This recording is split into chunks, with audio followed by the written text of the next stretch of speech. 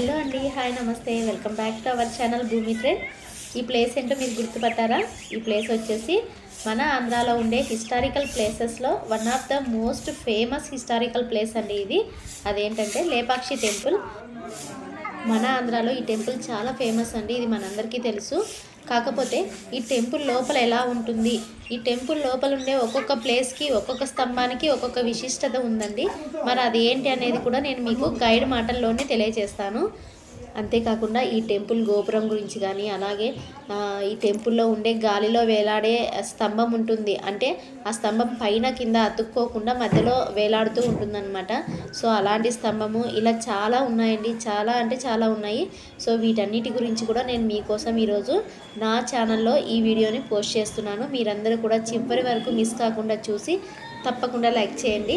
అంతేకాకుండా లేపాక్షి అంటే మనకు ముందుగా గుర్తొచ్చేది నంది విగ్రహం అండి.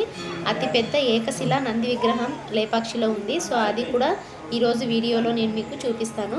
మరి ఈ వీడియోని చివరి వరకు మిస్ కాకుండా చూడండి. మిస్ కాకుండా చూసి ఆ తర్వాత ఈ వీడియో మీకు నచ్చితే లైక్ చేయండి, షేర్ చేయండి. అలాగే కొత్త వాళ్ళు ఎవరైనా ఫస్ట్ టైం నా ఛానల్ విజిట్ చేస్తూ ఉంటే please subscribe my channel.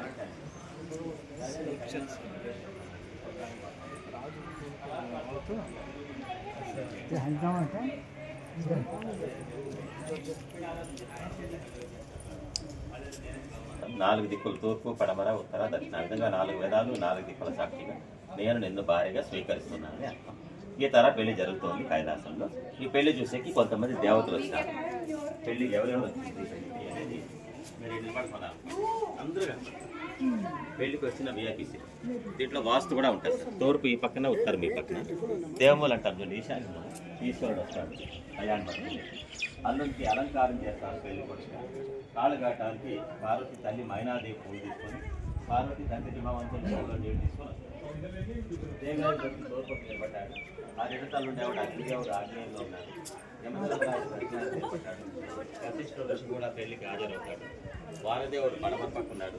Brihaspati గురువు దేవతలకి ఇక్కడ 3 హెడ్స్ దత్తాత్రేయుడు, విష్ణువు, వాయుదేవుడు వాయుమూల నిలబడతాడు.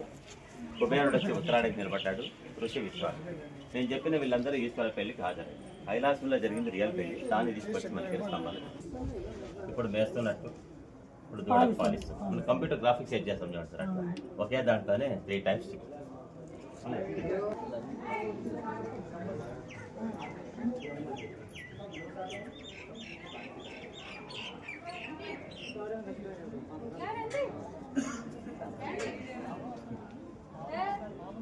అవునా సార్.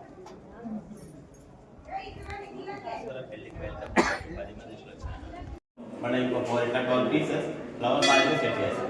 ఈ హాల్లో చూడండి, ఈ స్తంభంలో అప్సర బ్రహ్మనాట్యం చేసేకొచ్చు. ఆమె నాట్యానికి దత్తాత్రేయుడు తాళం వేస్తున్నాడు. ఈశ్వరుడు వచ్చినాడు నాట్యం చేసేది. పార్వతీదేవి నాట్యం చేసేది. సూర్యుడు మేళం, తుంపుర వీణవాది, విఘ్నేశ్వర డోలు, నందీశ్వర మృదంగం, హత్యముఖ బ్రహ్మ మృదంగం, నటరాజు, చంద్రుడు, సనాతన మహర్షి ఋషి. నేను చెప్పిన వీళ్ళందరూ ఆమె నాట్యానికి రకరకాల వాద్యాలు మారుస్తారు. స్వర్గంలో ఇలా జరిగినాయని చూపించిన. రియల్ రంపేట రాలేదు.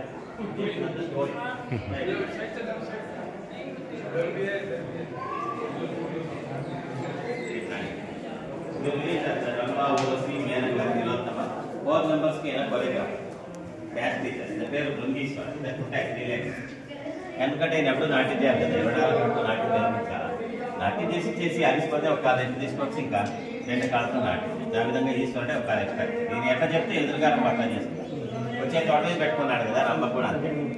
ఇంకొచ్చే పైన చెప్తాడు, రంపలో వచ్చే పైన కొరియోగ్రాఫర్ సైడ్లో నుంచి డైరెక్ట్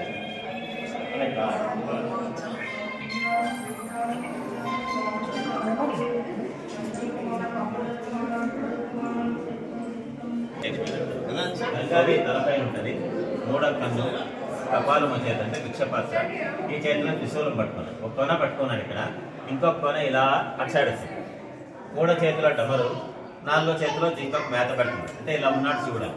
ఓ రోజు ఆయన భూలోకానికి వస్తాడు. పార్వతీదేవి పరీక్ష చేయడానికి ఈ విధంగా భిక్షగాని వేషంలో వస్తాడు. పార్వతి ఇంటి ముందు నుంచి భిక్ష, భవతి భిక్ష. పార్వతీదేవి అన్నం తీసుకొచ్చి పాత్రలో కొంచెం అన్నం వేస్తుంది. పాలుడు అవి తీసుకొచ్చి గరిట్లో నిదానంగా కొంచెంగా వడ్డిస్తూ ఉంటే ఈశ్వరుడు పార్వతీదేవి పరీక్ష చేయాలని ఆమె కట్టిన చీర కిందకి జారేట్టు చేస్తారు. అయినా చీర మీద ధ్యాస లేదు, భక్తితో వడ్డిస్తారు. అప్పుడు ఈశ్వరుడు ఆమె భక్తికి మెచ్చి నేనే వచ్చినానని ఇలాగా నిజరూపం చూపించి అప్పుడు ఆమె బ్లెస్సింగ్ ఇస్తాడు, నువ్వు అన్నపూర్ణేశ్వరి దేవిగా వచ్చావు. ఇది జరిగింది రియల్ కాశీలో.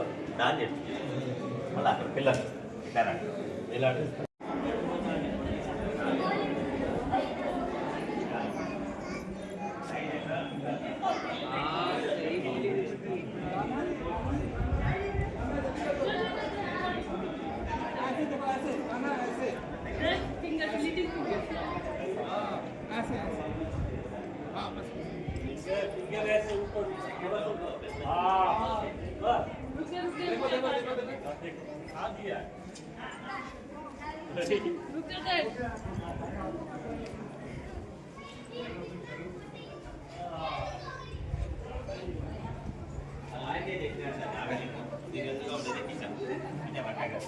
వాస్తు ప్రకారం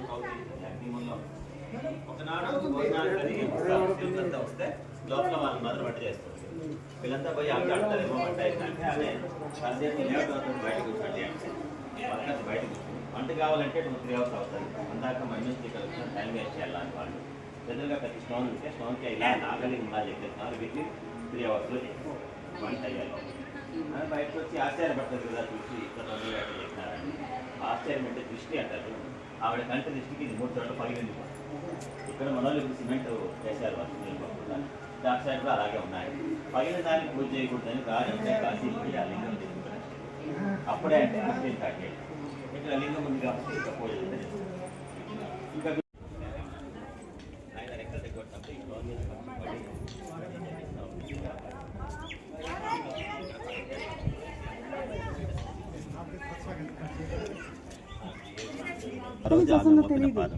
ఎప్పటికీ ఉంటాయి నీళ్ళు. ఇట్లే కాదు, ఫుల్ ఉంటాయి. ఫుల్ నీళ్ళు వచ్చి ఇంకా పొంగి అవి చుట్టూ మనకు తెలుస్తుంది. పొర ఉంది కదా, ఈ లేయర్లో వస్తాయి. ఈ లేయర్లో వస్తుంటాయి.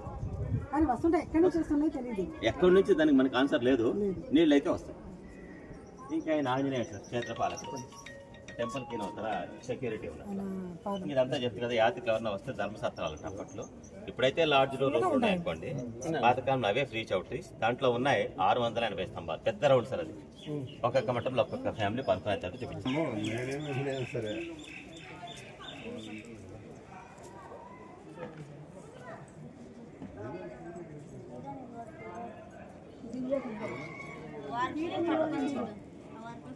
వచ్చేసి మాధవ వర్మ.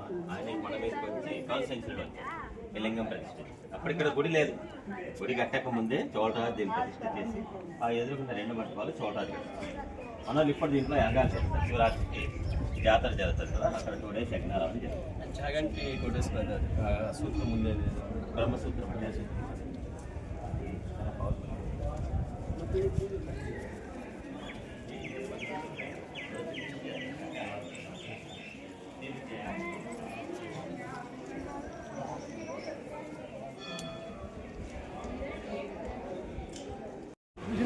బాగా